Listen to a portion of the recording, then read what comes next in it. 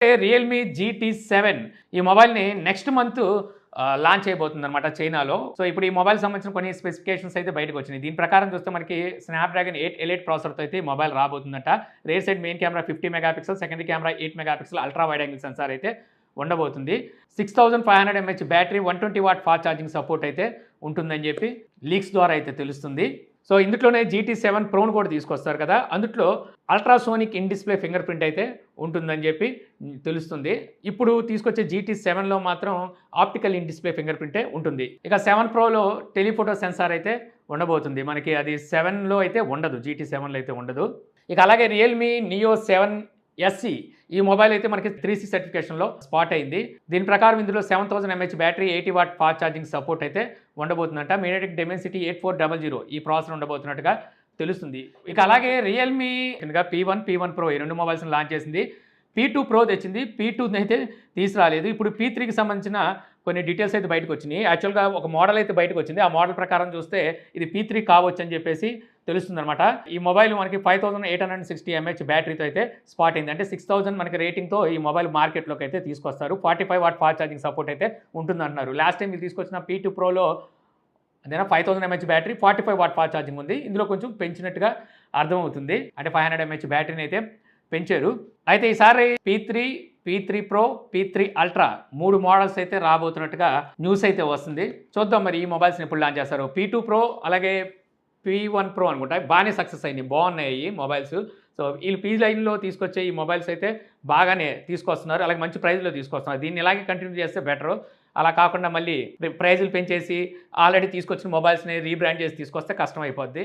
ఇక నెక్స్ట్ చూస్తే మనకి ఇన్‌స్టాగ్రామ్ ఒక 2 కొత్త ఫీచర్స్‌ని అయితే తీసుకురాబోతుందనమాట. అందులో చూస్తే మనకి ప్రొఫైల్‌కి సంబంధించిన యాస్పెక్ట్ రేషియోని అయితే చేంజ్ చేయబోతుంది. ఇప్పుడు ఆల్రెడీ 1:1 యాస్పెక్ట్ రేషియోలో మనం ప్రొఫైల్ పిక్చర్ పెట్టుకోవచ్చు కదా! దాన్ని 4:3 యాస్పెక్ట్ రేషియోలోకి కూడా పెట్టుకునే విధంగా వీళ్ళు ఆప్షన్ అయితే తీసుకురాబోతున్నారు. కాకపోతే 4:3 యాస్పెక్ట్ రేషియోలో తీసుకొచ్చినప్పటికి మనం సెట్ చేసుకున్న అది 1:1 యాస్పెక్ట్ రేషియోలోనే. అంటే మనకి సర్క్యులర్‌గానే కనిపిస్తదిగా.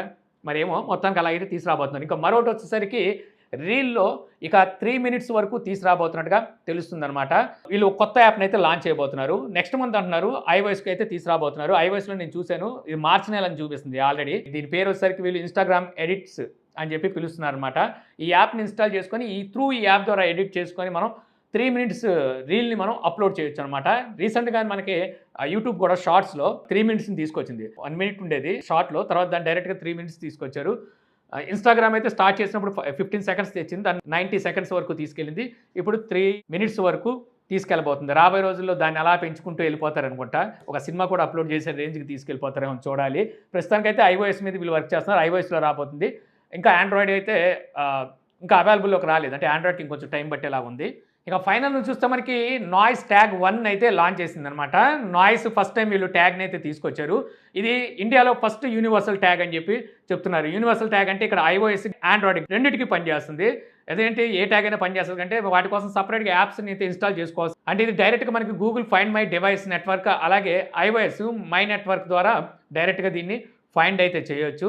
ఇందులో ఫీచర్స్ చూస్తే IPX4 రేటింగ్ ఉంటుంది. గూగుల్ ఫాస్ట్ వేరింగ్ సపోర్ట్ ఉంది. అలాగే రింగ్ మోడ్ కూడా ఉంటుంది. మనకి ఇందులో బ్యాటరీ వచ్చేసరికి 1 ఇయర్ వరకు వస్తుందంట. 28వ తారీఖు నుంచి దీన్ని సేల్‌కి అయితే తీసుకురాబోతున్నారు. ప్రైస్ చూస్తే రూ.